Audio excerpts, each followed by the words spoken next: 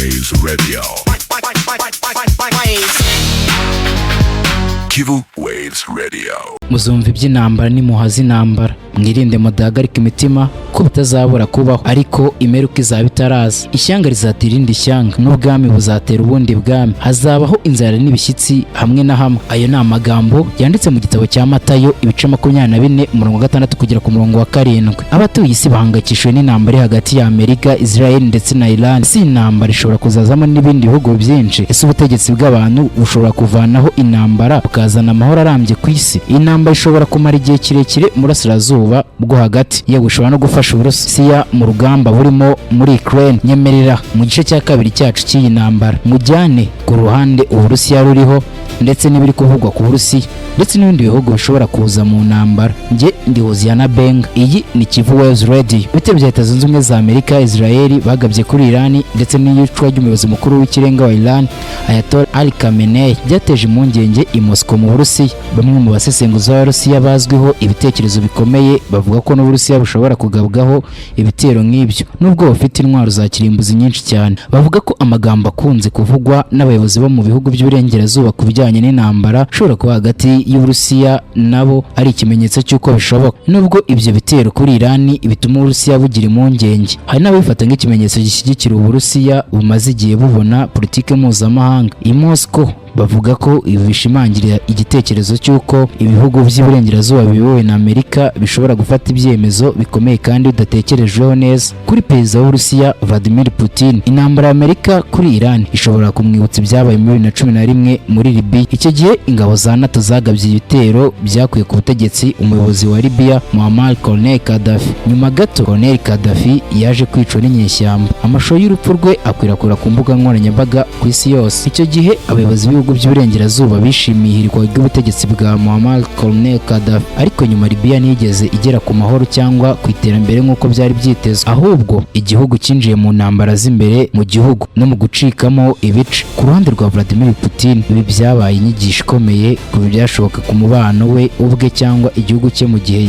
yakwemera igitutu cy'ibihugu by'uburengerazuba bishaka guhindura ubutegetsi mu bindi bihugu. Mu mpera za 2011 muri Rusiya habaye imyigaragambyo yamagana ibyavuye mu matora ko ari uburiganya. Amatora yari yabaye y'abadepite ikorwa n'abantu benshi bo mu mijyi bashinjwaga gushyigikira ibitekerezo by'uburengerazuba. Putin yamaze amezi yabireberera, ariko nyuma aza gufata ingamba zikomeye zo guhashya iyo myigaragambyo mbere y'uko yongera kurahira nka perezida muri Gicurasi 2012. Ibi byabaye impinduka ikomeye muri politiki y'imbere mu gihugu ndetse n'iyo mu mahanga y'Uburusiya. Nyuma y'igihe kitageze mu myaka 2, Uburusiya bwagiye no kwivanga mu bibazo byabereye muri Ukraine. Mu gihe cy'impinduramatwara ya Maidan, Putin afata ibyo yakoze muri Ukraine nk'ibyari bikenewe kugira ngo igihugu cye kirinde ko cyakorerwa nk'ibyabaye muri Iraq, Libya ndetse na Syria. Kuri ubu Uburusiya buvuga ko intambara bwagabye kuri Ukraine muri 2014 ndetse n'igitero gikomeye cyatangiye 2022 byari uburyo bwo kwirinda ko igihugu cy'uburengerazuba cyaza kubyivangamo mu buryo bwa gisirikare. Mu ntambara hagati y'Uburusiya na Ukraine, Iran yaje kugaragara nk'umufatanyabikorwa utari witezwe cyane. Iran yahaye Uburusiya ikoranabuhanga rikomeye mu bijyanye na drone cyangwa se indege zitagira abapilote, zari zifite uruhare runini muri iyi ntambara. Ibi ari kubera ubucuti gusa, kuko Tehran yahawe amafaranga menshi cyane n'Uburusiya byabafashije kuzahura ubukungu bwayo bwari bwifashe nabi nk'uko biri mu nkuru ya Al Jazeera yanditswe na Leonid Rogozin. Nubwo bimeze bityo, umubano w'Uburusiya na Ukraine si wo ku rwego rwatuma Moscow yivanga mu ntambara iriho ubu ku ruhande rwa Iran. Byongeye kandi Uburusiya bufite ubwumvikane butanditse na Israel, aho Israel yanze guha Ukraine intwaro zikomeye ndetse ntiyanashyigikira ibihano byafatiwe Uburusiya. Ikindi kandi Israel yabaye nk'ahantu yizeye ku baherwe b'Abarusiya benshi bafitanye isano ya hafi n'icyo gihugu. Hari n'indi mpamvu ituma Uburusiya budafata uruhande muri iyi ntambara. Perezida wa Leta Zunze Ubumwe za Amerika Donald Trump nawe agaragaza ko ashaka ko intambara hagati y'Uburusiya na Ukraine yarangirira binyuze mu biganiro aho gukomeza imirwano. Uburusiya rero ntibushaka gukora ikintu cyahungabanya umubano bushaka kujyana n'ubutegetsi bwa Donald Trump. Mu by'ukuri niyo Uburusiya bwaba bushaka gufasha Iran cyane, bushobora kuba budafite ubushobozi bwo kubikora kubera ko buri mu ntambara ikomeye muri Ukraine. Ikindi kandi Iran ishobora kutabasha kwishyura amafaranga menshi asabwa ku ikoranabuhanga rya gisirikare. Ku rundi ruhande ariko intambara ya Amerika na Israel kuri Iran ishobora kugirira Uburusiya akamaro mu gihe gito. Intambara imaze gutuma ibiciro bya peteroli na gaze bizamuka ku isoko mpuzamahanga, bigatuma Uburusiya bwinjiza amafaranga menshi mu bicuruzwa by'ingufu bucuruza. Ibiciro by'ingufu nibizamuka cyane bishobora no kugora umuryango w'ubumwe bw'Uburayi uri mu bafasha cyane Ukraine mu bijyanye n'amafaranga n'intwaro. Byongeye kandi niba Amerika yibanze cyane ku ntambara mu burasirazuba bwo hagati bishobora gutuma igabanya intwaro yajyaga iha Ukraine, cyane cyane izo kurinda ikirere nka misile zihanura ibisasu byo mu kirere. Mu gihugu imbere mu Burusiya, Putin ashobora kungukira ku mashusho y'akaduruvayo n'isenyuka ry'ibintu biri kugaragara muri Iran. Ibi bishobora gutuma abaturage b'Uburusiya barushaho kwizera ko igihugu cyabo gikwiye kurindwa n'ubuyobozi bukomeye, bigatuma isura ya Putin nk'umurinzi w'igihugu irushaho gukomera, nubwo uburyo ayobora bufatwa nk'ubutegetsi bukomeye. Ibiro bya Perezida Vladimir Putin ku wa gatanu tariki ya 6 byavuze ko uno mukuru w'igihugu cy'Uburusiya. Ibiro bya Perezida Vladimir Putin ku wa gatanu tariki ya 6 Werurwe 2026 yavuze ko uno mukuru w'igihugu cy'Uburusiya yavuganye na Perezida Masoud Pezeshkian wa Iran. Ibiganiro byabereye kuri telefone, aho yamubojeje cyangwa se yamuhaye ubutumwa bw'ihumure ku icwa ry'umuyobozi w'ikirenga wa Iran, abategetsi ba leta yiwe hamwe n'abasivile mu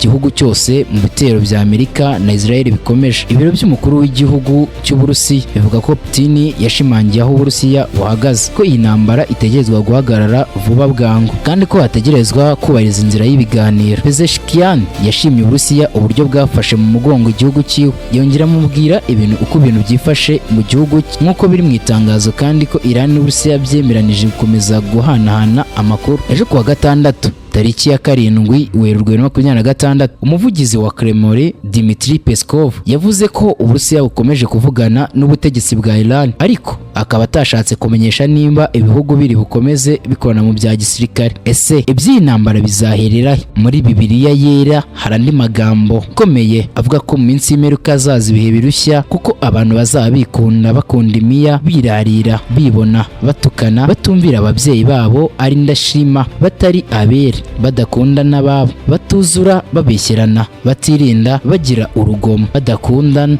ibyiza, bagambana, ari ibyigenge, bikakaza. Ese byaba nk'uko ubuhanuzi buvuga ko mu minsi y'imperuka hazabaho intambara, kwaba bya bihe by'imperuka twarabyinjiyemo? Ese Uburusiya kuba bwakinjira mu ntambara mu buryo bweruye n'iki byahindura ku muvuduko w'intambara?